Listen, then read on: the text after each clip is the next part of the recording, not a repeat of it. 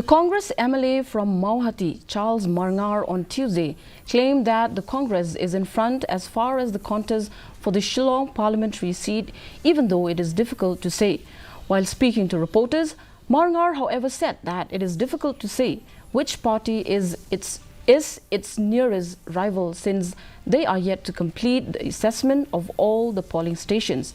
He further claimed that the people are reposing their faith on the sitting Congress MP, Vincent H. Bala, since it is the only alternative who can take on the BJP in Delhi. According to him, the advantage which is in favour of the Grand Old Party is its strong vote bank across the 36 constituencies.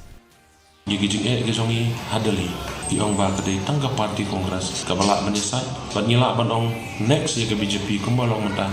ke BJP kadai ke hetam ke number ke babut nang ta kadai ke parti kongres dei halor kene ke nongrem bagi pai ba ki babut ba ki dang don ke jingsanya ke parti kongres bat ndai ta kata ki jingnya da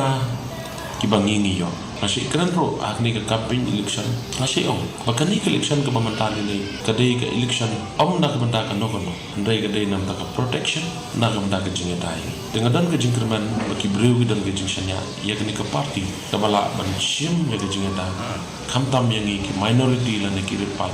ki badan hagni ke jela ke jongi East